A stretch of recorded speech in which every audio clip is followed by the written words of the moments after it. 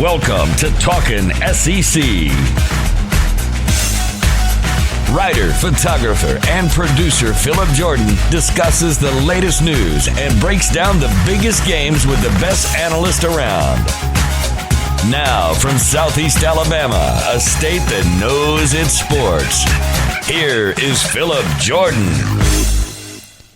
Welcome, everybody, to Talking SEC. I am your host, Phillip Jordan, from Last Word on College Football on 96.9 The Legend in Dothan, Alabama, where I'm the in-studio host and producer for Dothan Wolves football. Hope everybody's having a great start to your week. We are coming off of Week 7 of SEC football. It's really flying by. We are getting closer and closer to the end and figuring some stuff out on who are the contenders, who are the pretenders, and maybe who's going to be in the SEC championship game December. And joining me on the podcast today, we're going to have a fantastic interview with Candler Cook, former Georgia walk-on, and he wrote a book called From Underdog to Bulldog, his journey to getting on the Georgia football team as a walk-on. That book came out in March of 2019. So at the top of our conversation, Candler tells you all about the book.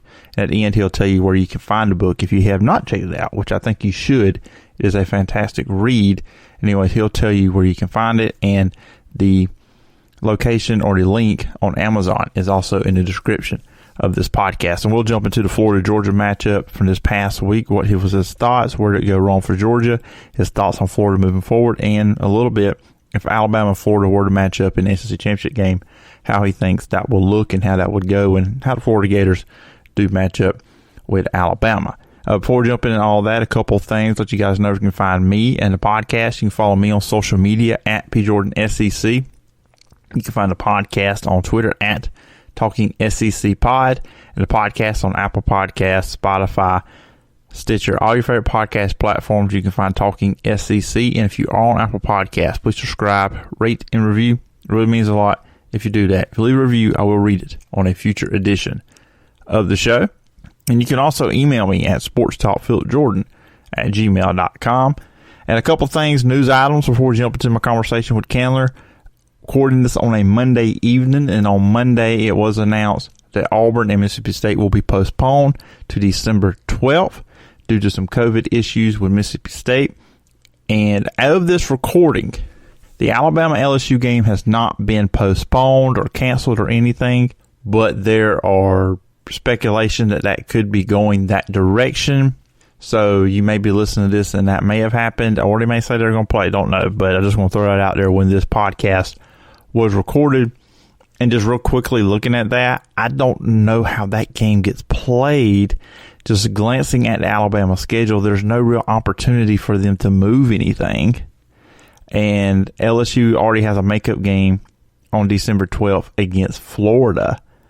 So would one of the two games get forfeited by LSU? I'm really intrigued how the conference will handle this if the Alabama-LSU game is not able to be played. Anyways, guys, let's jump into my conversation with former Georgia walk-on, Candler Cook. Everybody joining me today on Talking SEC, a friend of the program, Candler Cook, former Georgia walk-on and author of the book From Underdog to Bulldog. And Candler, I think it's been a year since we've talked in this format. I know we keep in touch through on social media and stuff like that, but I do appreciate you coming on the show today and some talks on football. Yeah, thank you for having me on. I appreciate it. It's always good to have you on and get your perspective. Players been in the locker room, been on the field, get that perspective. Obviously, that I cannot give as one that did not actually play the game of football, just a big fan, love the sport.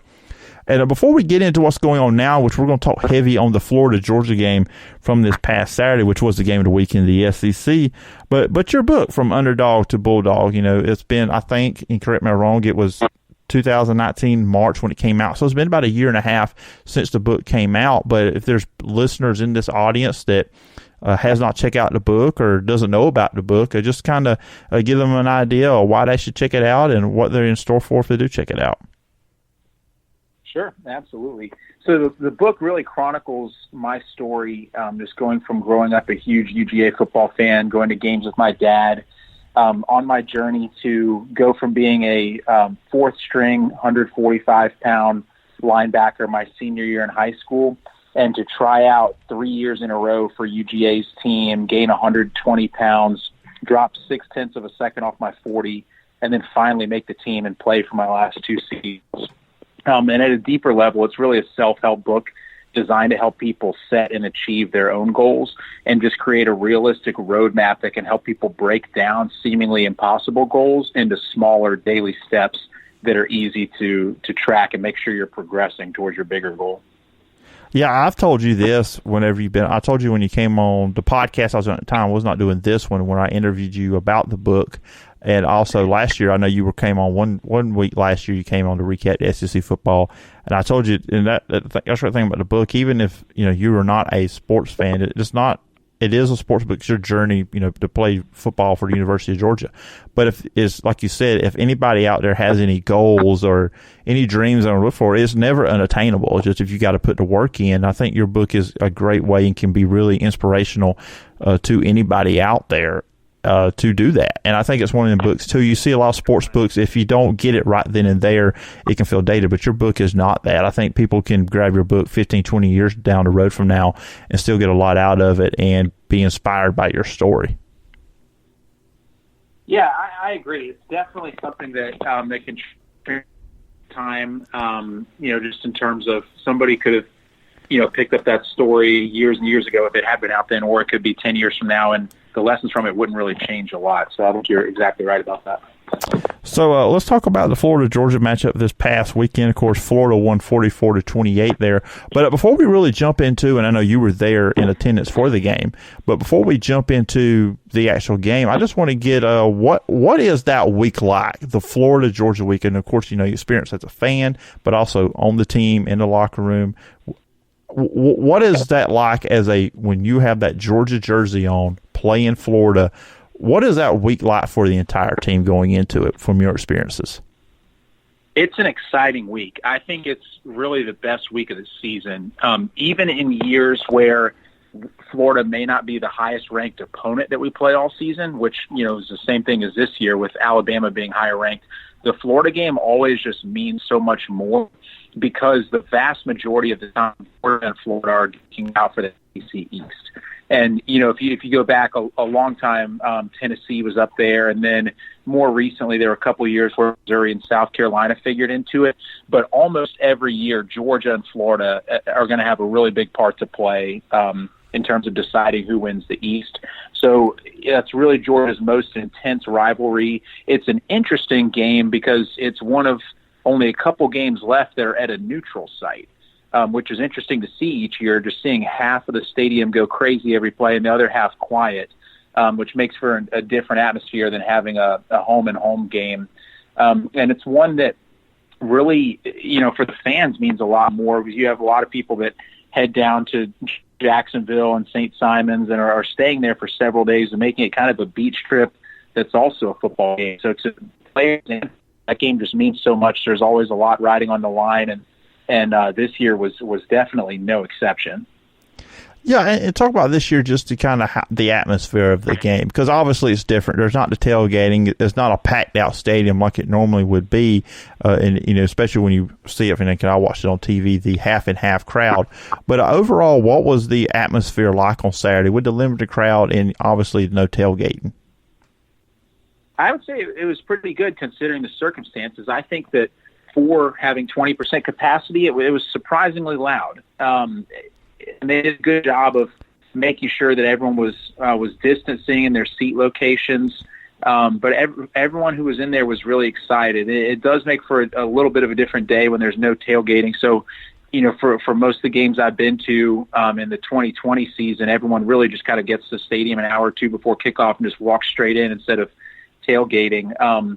But I would say it's still exciting, and you can tell it means a lot. The fans that are there are really loud, really engaged. So in some ways, it doesn't feel too far off from a regular, game in a regular season.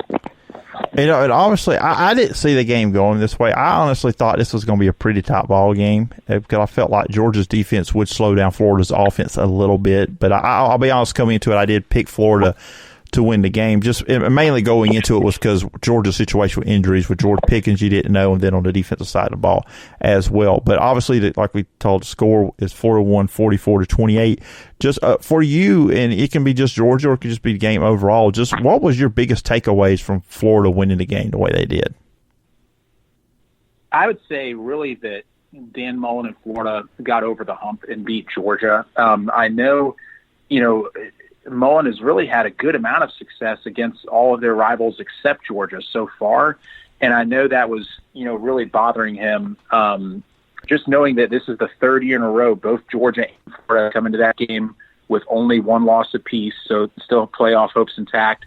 Third year in a row, we've both been in the top 10.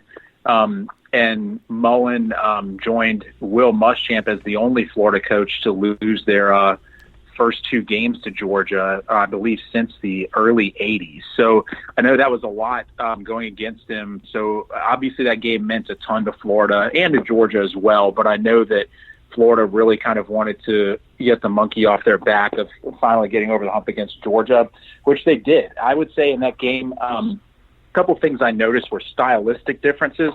I think that Georgia was running an offense that was kind of interesting. They had success running the ball early and helped to get to a 14-0 lead. But then after that, Georgia really kind of switched away and started throwing the ball the vast majority of the time, but doing, mostly shorter passes and really had bad completion rates from both quarterbacks. So when you abandon the running game and put the ball in the hands of, some of the guys that are the lesser talented on the team, it can just make for a really tough day. And I think Florida stuck to their game plan. They did not get rattled when they got down 14-0. They stayed composed. Even shortly after that, Trask threw a pick six, and he came right back out and led them on a nice touchdown drive. So I would say Florida looked really composed.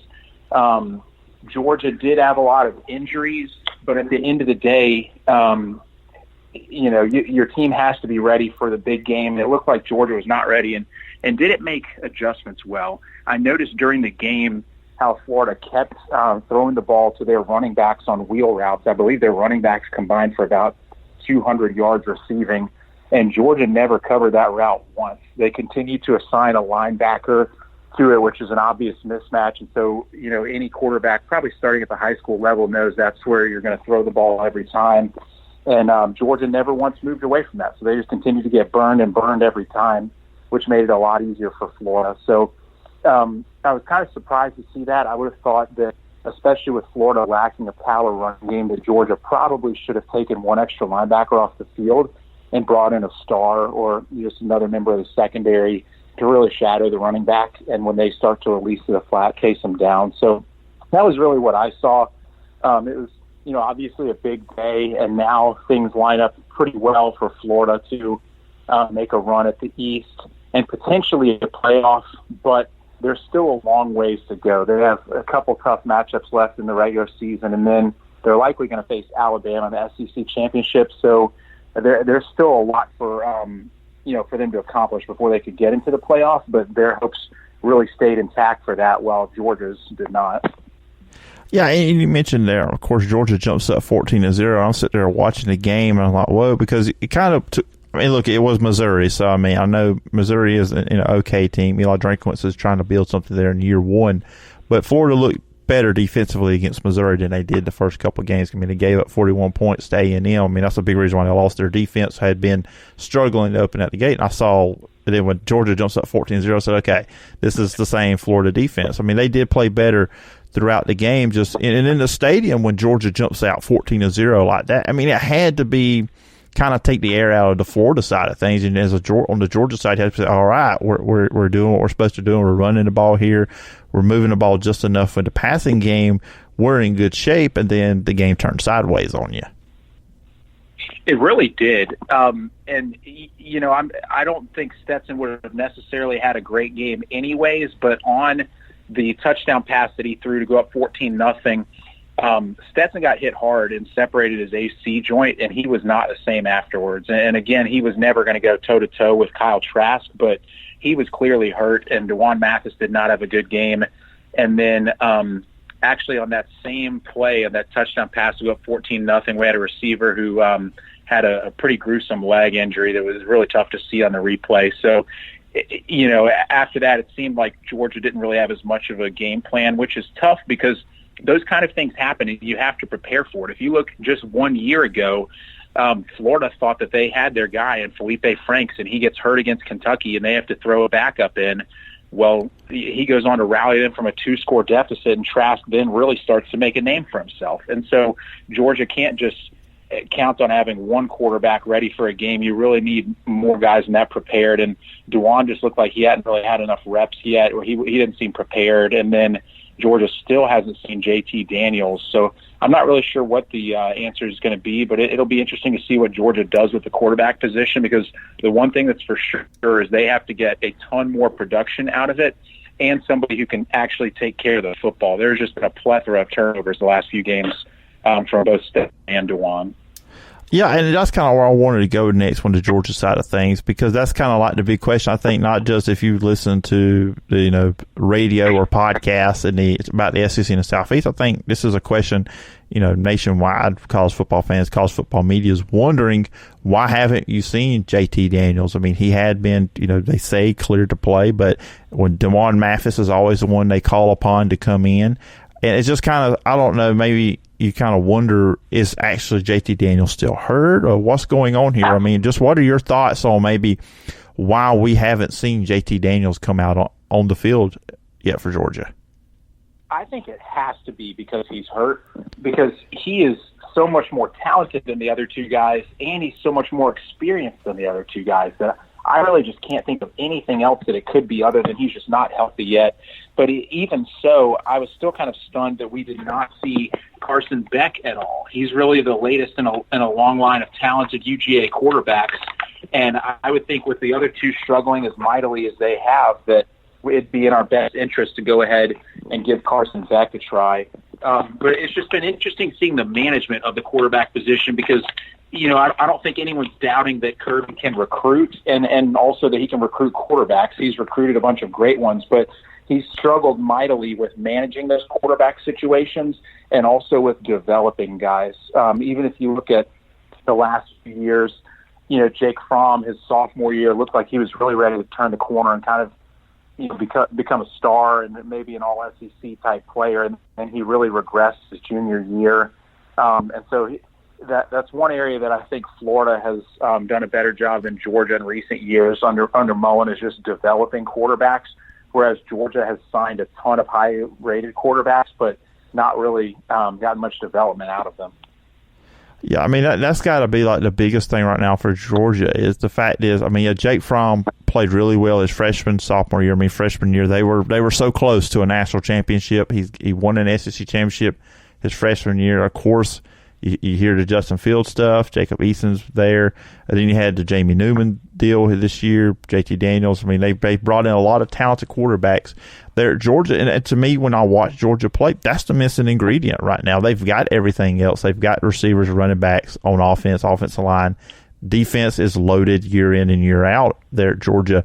So it's got to be one of them deals, and it's got to be frustrating for Georgia fans. I know quarterback right now is the missing ingredient for this team, it seems. It truly is. Georgia, they do have a deep roster, but for some reason the quarterback position just hasn't been figured out yet, and it's the most important position in sports. It's great to have good running backs and good defense, but no one guy influences the outcome of a game as much as the quarterback, and I'd say that's become even more the case in the last 5 years, just with the game opening up more and games becoming more high scoring on average. So I think it's more important than ever to have a great quarterback. And seems that's really the only thing that Georgia's missing, even though at times their defense has let them down slightly. A lot of times it can be because they're on the field, because the offense is just going 3 and out every drive. And some of those guys get tired by the end of the game. But I think, if Georgia does get the quarterback situation sorted out, whether that's next year with JT Daniels or Brock Vandagriff or whoever ends up starting, I could see them, really making a run for it. Yeah, and I think, and I'm sure anybody listening to this is going to get mad at me for bringing this person's name up because he gets on everybody's nerves on the internet and when he was on Monday Night Football. But I believe Booger McFarland tweeted something out today talking about it kind of reminds you of LSU a little bit because LSU was so talented every year for so long, but it took when they finally got Joe Burrow where they were able to finally go over the top. You know, they always had the talent, but the quarterback was always that one little piece that held them back. And so that was kind of an interesting tweet. I think it was him. So if I was wrong, somebody fact check me on the internet like they always want to do, make sure they prove somebody wrong. But it is kind of an interesting comparison when you think about it that way. You're exactly right. And I think that's a fair comparison. I think at times Georgia's had quarterbacks that were more than just game managers, but it's still kind of in the same situation as LSU. You know, with Jake Fromm, it appeared he was ready to take the next step, but then that ended up not being the case. But you're right, Georgia, talented defense, always great running backs, great O-line.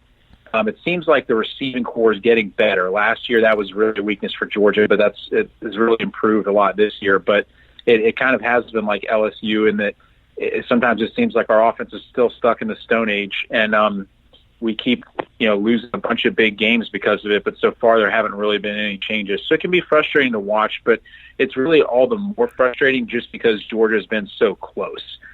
It's one thing if you're losing all the time, but Georgia's really just always been kind of one big game shy of taking home a conference or national title the last handful of years. And even it was the same case for the majority of the Mark Richt years too. Usually it was just one big game a year that would end up costing the team. So it's good in a way to be so close, but it's tough when that keeps happening and the team keeps getting let down because of the exact same reason. And, and I'm going to end this part of the conversation about the quarterbacks on this, but, I talk about LSU. I think about this, and I don't know if you remember, the fact that LSU at one point under Les Miles had Zach Mettenberger at quarterback, and say what you want to people about him in the pros. He did make it to the NFL as a backup, and he actually had a run there with Tennessee as a starter. And they also had at receiver Odell Beckham and Jarvis Landry at one time.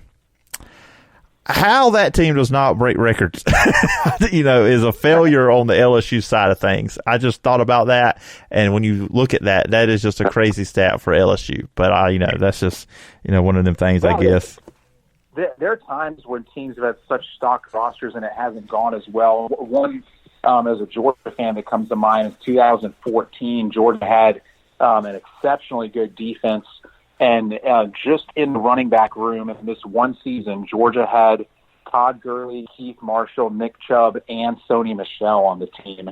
And that Georgia team still did not even win the East that year. I mean, you might as well just run the triple option when you get those level of running backs. Yeah, exactly. Looking forward for Georgia for the rest of the season and their remaining schedule. They play at Missouri this week. They have Mississippi State, at South Carolina, and Vandy. So when you look at that, I mean, those are all 4 games they should win. I mean, especially the Mississippi State, South Carolina, and Vandy games. Mizzou, they can play tough. I mean, I don't think Missouri got a shot either. But how do you think Georgia fans are just going to feel about this season? They go 8-2, but if they don't make it to the SEC championship game, I mean, how do you think this season will be looked at if that is the situation? That will be tough. I think it'll be looked at one with some missed opportunities. I do like Georgia's odds to win the 4 remaining games. I know they'll be heavy favorites in each of those. But, yeah, I think it'll be a year that's seen, it's having some missed opportunities because between Bama and Florida, the whole season was essentially on the line, those 2 games. And it's tough getting out to a pretty good-sized lead in both games and then seeing it all evaporate. And I know there was a lot of hype going into the Bama game that, this may be the time for Georgia to finally break through. I saw 24/7 list their college football roster composites, and they said this year for the Georgia-Bama game was the first time that Nick Saban at Alabama faced a talent deficit according to their composite average since his very first year at Alabama. So they actually had Georgia's roster as just a hair more talented. So it's tough when you have those kind of opportunities on that stage and you can't execute. And then the Florida game was, a frustrating one. And that one, really wasn't even close for as long as the Bama game was. That one, Bama really pulled away in the fourth quarter, but the Florida game, in some ways, felt like it was over at halftime, because when you're down 17, with the kind of offense that Georgia has, we were going to need a special teams touchdown or a defensive touchdown or maybe one of each in order to really get back in that game, because the offense just wasn't going to be able to do it. So I would say people, they shouldn't be, too upset going 8-2, especially when all of those games are against SEC competition. There were no cupcakes, no Division I AA teams on the schedule. I think people will be a little bit disappointed, and rightfully so, but as long as they take care of business and win the last 4 games, and if they could win a bowl game, it shouldn't be seen as the sky is completely falling. And I guess the last thing I wanted to ask you about before I let you go, and this is not, this is kind of getting away from Georgia, but the fact is, Georgia has played Alabama and they have played Florida, and it looks like, Florida, let's just look at Florida's schedule, rest of that way out for them. They play Arkansas this week. They're at Vandy, Kentucky, at Tennessee, and they had the makeup game against LSU, but who knows what that's going to happen there if Alabama and LSU have to figure out a makeup date too. So I guess that's to be determined on that one. But with Florida, if they win out, they're going to play Alabama more than likely, you would think, in the SEC championship game, unless some crazy thing happens over in the West with Alabama getting upset several times. How do you think Florida would do against Alabama? How do you think they could match up with their offense going up against Alabama's defense, and both these offenses being really good? Yeah, I do think at this point that looks like the matchup we're very likely to get. I would say probably more than 90% chance that it's those two teams in the SEC championship, unless there's some 2020 level of craziness that unfolds in the second half of the season. But I think it'll be an interesting game because both teams have, uncharacteristically good offenses for their programs, and in a way, subpar defenses compared to their own program standards. Florida's usually known for having a very good defense, especially scoring defense, and theirs has been, one of the worst out of the Power 5 teams this year, and Bama's defense hasn't been up to par either. So I think it would be an exciting matchup. I could see that one, really being like a 44-35 type of game. I think Bama definitely has a talent edge in that matchup, and I think they would find a way to pull away probably in the second half. But I think it'll be an interesting game, and I'll tell you who's going to end up watching that game and being very interested in the outcome is likely Texas A&M, because if they take care of business the rest of the season, they'll likely be favored in their remaining games. They're going to be sitting there at 9-1, knowing that they beat Florida, and that if Florida does pick up a second loss, that A&M would be sitting there, ready for a potential playoff berth. So I think it'll be interesting for both those two teams and A&M to see how it shakes out and see if the SEC gets one or two teams in the playoffs. Yeah, A&M will be big Alabama fans, I believe, in that one, because if Florida upsets, and you kind of, especially if it's a close game, you got to think, well, of course, Florida and Alabama would both get in, and then of course the ACC is throwing everything up, up in arms too, because the fact is that Notre Dame beat Clemson this past Saturday. Then if Clemson beats them in a rematch, then you can argue that there should be 2 ACC teams in there. So it kind of felt like we were going to be going chalk with the playoff for a while there, but now with what happened Saturday in ACC, A&M sitting there, whatever happens with them, and of course BYU, Cincinnati sitting out there. Who knows with the Pac-12? You got Ohio State, the Big Ten. Man, there's just going to be some craziness, I think, the rest of the way here in college football, deciding those 4 playoff spots. There really is, and because the Pac-12 and Big Ten, started so late, and for whatever reason decided to build in 0 bye weeks. I think it's going to be tough for those two conferences to make it. I think Ohio State started the season ranked high enough and is enough of a national brand that they could still get in. But at the end of the day, with the Pac-12 and all the uncertainties with COVID, I think you're going to have a lot of teams out of the Pac-12 that are maybe 4-1 or 5-0. And at that point, I would probably pick an 8-2 SEC team over a 4-1 Pac-12 team. So I think that, there's a good chance that either the ACC or SEC get 2 teams in, and then I think likely Ohio State. I think the Big 12 is pretty much out of contention for a playoff spot, and I'm just not sure the Pac-12 will play enough games or or have enough momentum or even enough quality wins with there only being 2 ranked teams in the whole conference. It doesn't leave a lot of room to rack up quality wins. But it'll be interesting to see. And Clemson's really fortunate that they came back 2 weeks ago against Boston College, or otherwise they'd have 2 losses and be completely on the outside of the playoff. But they still have a shot, so it'll be interesting to see what happens if they do end up getting that rematch against Notre Dame. Absolutely. It's going to be, like I said, a fun run here toward the end of the season with college football and whatever the craziness of 2020, how it all shakes out. And with Candler, I do appreciate you coming on the show. But before I let you go, we talked about it at the beginning of the conversation. But once again, if anybody still wanted to go out there and check out your book, they haven't read it, they want to find it, where are some places they can go out and find the book? Sure. So they can go get a copy on Amazon. It's called From Underdog to Bulldog. And then within the next month or so, I should be releasing the audio copy of it. So that'll be on all the major audiobook services.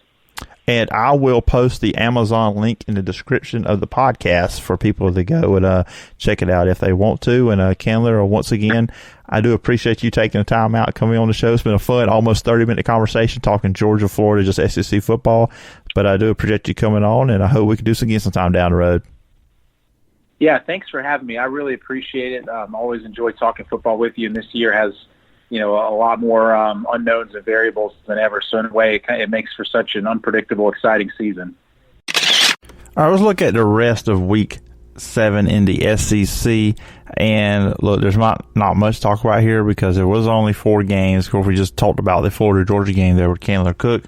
Vanderbilt, Mississippi State. Mississippi State wins 24-17. Mississippi State gets a win. Vanderbilt gets a loss. Vanderbilt's probably going to be 0 for this season when you look at the remaining schedule for them at Kentucky, Florida, Tennessee. Well, we'll see what Tennessee, that word direction that program's going. Then at Georgia, Mississippi State, they finish out at Georgia, at Ole Miss. They play Missouri, and then they do play Auburn, which has now been moved to the 12th because COVID issues there with Mississippi State. You had Texas A&M running all over South Carolina 48-3, and you look at that thing, great for A&M, keep doing what they're doing. The rest of their schedule is they're at Tennessee, Ole Miss, LSU, and at Auburn. Very possible they could win all them games, be 9-1, and put themselves in position. And me and Candler were talking about a little bit about potentially getting to the college football playoff if certain results maybe went their way. For South Carolina, it's looking like the season's going south. You thought, okay, they're 2-2. They beat Auburn. Then they lose to LSU. Then the game against A&M. They're giving up a lot of points. They're probably going to do the same thing against Ole Miss. Missouri is not a game you would think they can win. Georgia, they're definitely going to lose that one. And at Kentucky. So you're looking at a South Carolina team, 2 or 3 wins on the season. And you got to wonder what's the future of Will Muschamp there at South Carolina with those results coming in the last few weeks with giving up so many points. Tennessee and Arkansas, I talked about last week, these was 2 and 3 teams, but look like they're going the opposite direction. Tennessee had a lead at halftime, but they can't figure out what the quarterback situation is, and this team is on a tailspin right now. They are 2-4. They've lost 4 games in a row. This program is headed obviously in the wrong direction. And now with games against Texas A&M, at Auburn, at Vandy, and Florida coming up, maybe they beat Vandy. 3-7 is looking like a real possibility for the Tennessee Volunteers this year. So that is pretty much what we had. Now coming up this week in the SEC, and because we're not going to have another show later in the week like I normally would to preview the weekend. There's got some stuff going on that's going to prevent me from doing the show later in the week, so we're just going to go ahead and drop the picks here. Week 8, see Georgia, Missouri. Georgia right now is an 11.5 point favorite. They should go over there. Georgia defense, run the ball, win there. DeJuan Mathis is probably going to be the quarterback. I still don't understand why JT Daniels is not getting play. It's got to be he's not right injury-wise. That's the only thing I can think of is why he has not made on the field. Vanderbilt and Kentucky. I think Kentucky they're a 17-point favorite. They'll run the ball. They'll play defense. Kind of what I just said about Georgia. They'll win this game pretty easily, I think. A&M at Tennessee. I think A&M blows Tennessee out. I mean, I don't think this is even a game. 2:30 game on ESPN. A&M is actually listed as an 8-point favorite. Yeah, they're going way over that here. As I talked about in the open, the Auburn-Mississippi State game has been postponed to December 12th, so they will not be playing this week. Alabama and LSU still being played as of this recording. So right now, Alabama does sit as a 28-point favorite. I think Alabama wins this game big. LSU's defense is horrible. Who knows what's going to deal with Miles Brennan? Can LSU even put any points? And where are they thin at? I think I saw they're thin at quarterback and at defensive back. It kind of feels like this game's not going to get played, but since of this recording, that game has not been called, I'm going to pick Alabama to win that one. Arkansas at Florida. I think this may be the best game of the weekend in the SEC.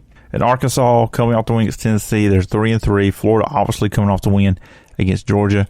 This may be an opportunity for Arkansas to keep this game close, catch Georgia at a vulnerable state, because Florida's coming off of that big win against Georgia, and a lot of times, coming back the next week, how are you mentally ready? Are you still kind of celebrating that big win the week before? So be intrigued to see how Florida comes out. I do think Arkansas can keep this game close, but Florida should win this one and go on top. And you have South Carolina and Ole Miss. Ole Miss is going to put up a lot of points here. South Carolina, I think the wheels are falling off there at South Carolina for Will Muschamp, and I'm wondering and thinking, is there going to be a coaching change there? I just said a few minutes ago, but the way this season looks like it's going to go for South Carolina is heading in the wrong direction. And if you're Auburn, you're looking back at this like, how did we lose to South Carolina? Well, you turn the ball over 3 times, that's how. But you really got to be scratching your head at Auburn doing this. Kind of reminds you of the Tennessee loss a couple years ago Auburn had when Tennessee was not good, but you lost to them. So, anyways, South Carolina heading in the wrong direction. I think Ole Miss will get their third win on the season there for Lane Kiffin. And that's going to do it for this edition of Talking SEC. Like I said, only one episode this week. Try to be back with the 2 episodes next week. See how maybe y'all like me just doing 1 episode a week. Better. Once again, thanks to Chandler Cook for being on the show. Really fun conversation there, talking all things Georgia, Florida, and SEC with him. And remember, you can follow me on social media at PJordanSEC. You can find the podcast on Twitter at Talking SEC Pod. The podcast is on Apple Podcasts, Spotify, Stitcher, all your favorite podcast platforms. And if you're on Apple Podcasts, please subscribe, rate, and review. It means a lot if you do that. If you leave a review, I will read it on a future edition of the show. And I'll bring him back to Phillip Jordan Football Podcast this week. Separate feed, don't worry, it's not going to invade this feed. That's predominantly a NFL show and national college football stories. It is available on Apple Podcasts as of this recording, so please go search and check that out. Looking forward to that. Scheduled to be joined by Brent Zableski from Bleacher Report to talk all things NFL on that show this week. Well, anyways, guys, appreciate your time. Appreciate you checking out the show, and I'll talk to you next week. Bye-bye.